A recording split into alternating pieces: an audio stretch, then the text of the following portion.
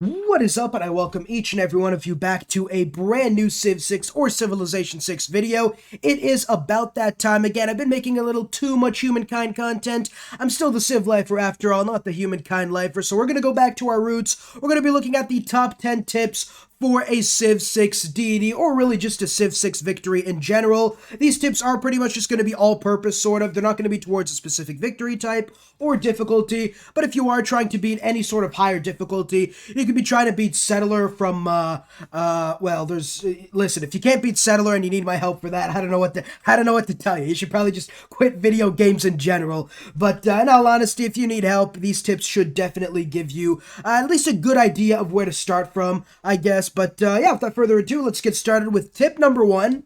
Okay, that was kind of a lie because I do have to tell you guys, if you do enjoy, don't forget to like, comment, subscribe, all that good stuff. But we are going to go back to tip number 1, World Church and Cross-Culture Dialogue. Now, these two are pretty easy faith beliefs to get. The AI doesn't prioritize them a lot. You will need a religion, so it is only advisable to go for these if you're A, safe enough to get a religion, like you're too far away from everybody else, and you can just focus on going for a religion, or B, you're playing Arabia and you literally get the last profit for doing absolutely nothing. But these two abilities are so good for non-faith games, if that makes any sense. Go for a religion, but not for a religious victory, because it gives you so much culture and science from each one, whether you go World Church or Cross-Culture Dialogue. It's pretty much one science or culture for every 4 population you have, and if you're going for like a science or culture victory, a lot of the times you're going to have a larger population than normal. You play somebody like the Incans, or you play somebody like, I don't know, maybe the Germany with all the floodplain starts they get,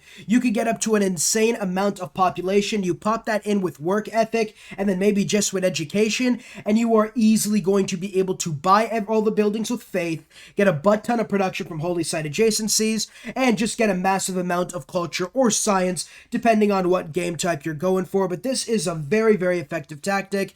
Just to put it into perspective, let's say you have 10 cities with an average population of about 10 population in the late game. 10 times 10 is 100, and let's say you're also expanding to about one other empire's worth of cities. Let's say 5 or 6 other cities are going to convert to your religion that aren't a part of your empire. So that would be 6 times maybe, let's say 8, because the AI is stupid, 12, 24, 48 plus 100, 148 population divided by 4 is over 37 science or culture per turn just from this religious belief without any sort of modifiers or anything. Might not seem like a lot, but it is definitely extremely helpful the later on you go in the game, and that's not even taking into account if you're playing somebody like the Khmer, who are going to easily have 20 population in each and every city. This would obviously be a lot better on them, but obviously, just go ahead, spread your religion. Maybe somebody nearby doesn't have one. You get both these abilities, you get a butt ton of science and culture, and it starts looking a lot better for you. That's tip number 1. We're going to move on to tip number 2 right now. The easiest, best way in order for you to defend your empire from early aggression is simple. I don't care what difficulty you're going on. I don't care if you start with Montezuma to the east, Alexander to the west, and Julius Caesar modded Civ from the south. They're just trying to just grapple you or whatever. I don't know why I said grapple, but the easiest, best way to defend is 3 archers and 2 warriors in one city defense. That is probably the best way to be defensive while at the same time being cost effective. A lot of the times the AI is going to have a much stronger military than you, and they're going to be like, let's go bonk this guy in the head and take his stuff. But what they won't realize is that you're not a computer. No, you're actually a human with good minds and stuff like that. You keep your warriors fortified in rough terrain. 3 archers can easily take out a warrior in 1 turn without even taking into account promotions. You get 2 volleys and 1 garrison, and just like that, you're making mincemeat of the enemy empire. This is really good for early game defense, honestly, especially against a super aggressive Civ. Obviously, the one problem you would potentially have with this is if you're going against somebody like Scythia, Grand Columbia. Oh my god, Grand Columbia. Somebody with cavalry units, Gilgamesh even, but you should easily be able to make Gilgamesh friends if you want to. That could run around and just attack your archers and not deal with zone of control, so that is probably the biggest drawback with this strategy. But 3 archers and 2 warriors is by far the best strategy in order for defense, and it's so easy to build. You just build 2 slingers, you build another warrior, it doesn't take too much time, you upgrade the slingers after you get archery, boom, you're golden, no one can touch you now. Next up, we have the best district for any sort of victory type in Civ 6.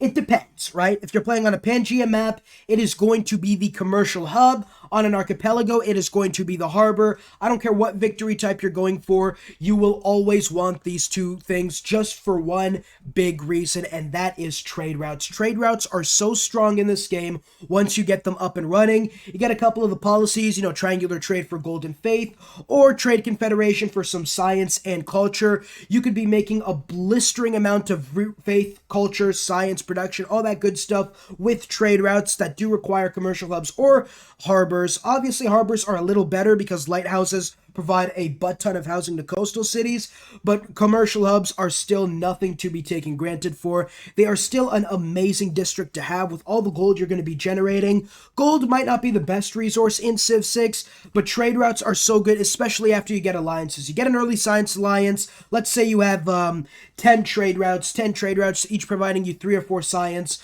3 science times 10 is an easy 30 trade routes just like that, just from building commercial hubs. Not to mention all the gold, all the culture, all the faith, all the production and food you are going to be getting. And by the time communism and democracy comes around, those trade routes are going to be even stronger, whether it be domestic or international. So commercial hubs are by far the best district for any victory type, unless you're playing on an archipelago, which then would be the harbor because of the free housing. But in essence, get trade routes. Trade routes are very important. Trade routes are very helpful. And yeah, if you want to win, build trade routes. Nothing much else to say. Before we continue, obviously, if you have enjoyed, let me know down below in the comments what other tips you've had. I was about to say like and subscribe, but I've already said that. So yeah, let me know what tips you have below for new players or players trying to get a little bit better at the game. And yeah, if I think it's good, I'll heart it or pin it or whatever. I don't know. I haven't thought that far ahead. But let's move on. What tip is this? Tip number 5. Or tip number 4, sorry. Owls of Minerva is always a good secret society. Owls of Minerva is probably the most flexible secret society, I'd say, whereas the Void Singers need you to go faith or a culture kind of game, and you got the Hermetic Order, which is yeah, vampires are pretty good for early domination and super vampire castles for your capital, but if you don't really know what to go, Owls of Minerva is never a bad choice. You get envoys when going with trade routes, you get an extra economic policy slot early on, which could be massive, not to mention later on you're going to be getting multiple spies as well. The Owls of Minerva are a very, very good secret society in any sort of game, unlike the others which do sort of have a connotation attached to it. You need to get great people to make use of Hermetic Order well, you need to get a large amount of faith to make use of the Void Singers well, and for the vampires you are going to need a lot of high yield tiles in order to get super vampire castles, or you could be like me and just use vampires to go to war all the time, which it's not a bad idea either. But yeah, Owls of Minerva is good if you don't have a secret society in mind, if that does make any sense. We're moving on right now. We're going to talk about tip number 5. Do not research strategic resources unless the districts have been placed already. This is going to be a simple one. Strategic resources make it so that districts cannot be placed on the tile, although if you place the district and then the strategic appears on the tile, because strategics are generated before the game even starts, you will automatically just get that strategic resource, whether it be coal, iron, horses, whatever. So my tip to you is if you're not going for a domination victory or something and you don't really need the strategics, avoid researching it until you have all your districts placed out. We'll get into that, and this is kind of ties in with tip number 6, but we'll just keep with tip number 5. Simple, don't research strategics until districts have been placed, because you might have a +6 campus tile and boom, a horse spawns on it, and you're just pissed off right now because you really can't do anything, and you lost a +6 campus tile, and then you have to go for +2, and you might lose then a last-second victory to Poundmaker because you researched the strategic and didn't have enough science to close out the science victory. But I digress. We're going to move on to tip number 6 because that does actually tie in with tip number 5. Lock in district costs whenever you can.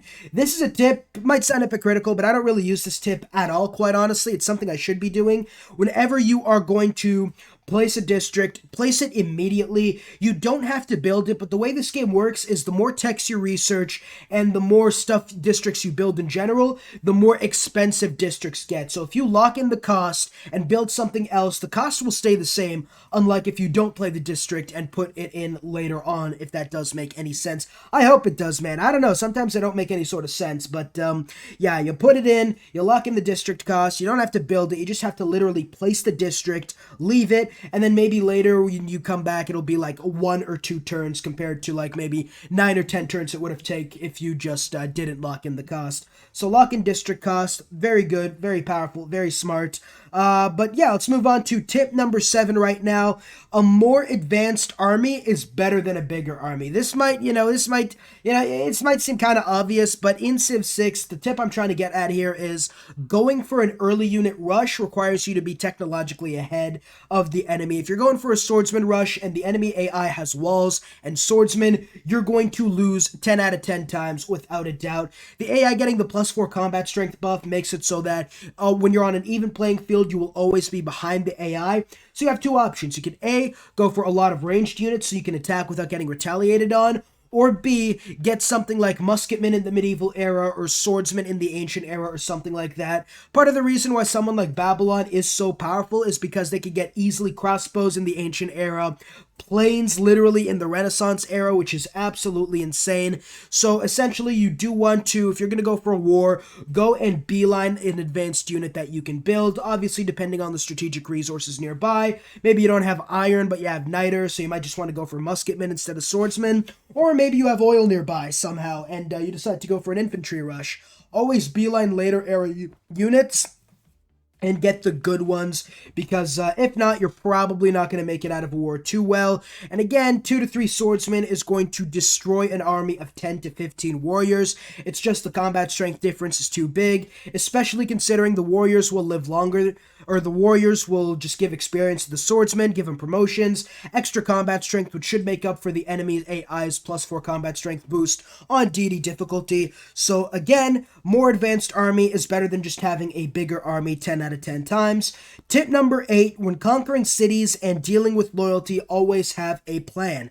Now, usually there are going to be 2 plans. You're either going to ignore the loyalty issues or raise the city. A lot of the times, you're not going to be able to do anything about loyalty. They might be in a dark age, they might be in a golden age, you might be in a dark age, they might have too many cities with high population nearby. So have a plan, right? Be like, okay, if I take these 3 cities, loyalty should probably not be an issue anymore. In that case, you should probably ignore the loyalty problems in the first city you conquer and let it rebel, conquer all the other cities you need, and then come back and reconquer the first city. Reconquering cities is a lot easier than just conquering them in general, because they're not going to have the walls. The enemies, the free city units really aren't that strong. Also, they're going to be attacking the enemy civ that you are at war with, so that is something to keep in mind.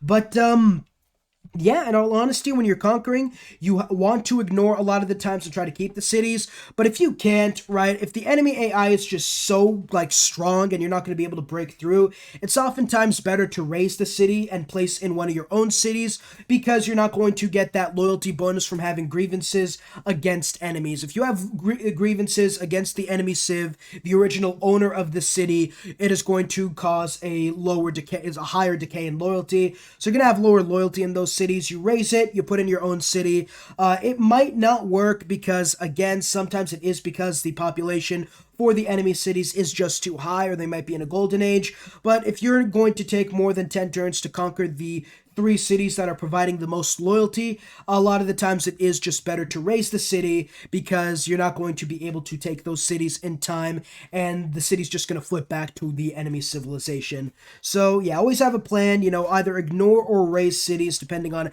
how quickly you can conquer the enemy's large population hubs. But yeah, it's pretty much tip number 8, a long one, but I feel like it's a very important one. Tip number 9, it's another religious one. Jesuit education is so damn strong for a science game.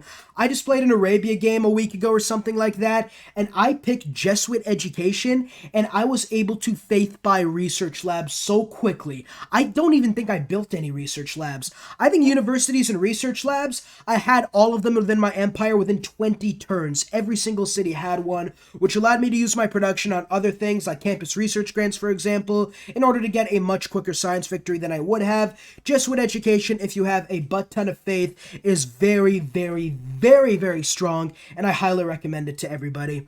Finally, the last tip number 10, is the best golden age is in the classical and medieval eras. Now, I know what you guys might be thinking, right? What are you talking about? I love the late game golden age because it gives me... No, shut up. Shut up and sit down. Take a lesson at school. Class in session. But classical, medieval era, golden age is the best by far. Later on in the eras, the only good era score later on is probably the one that gives you tourism.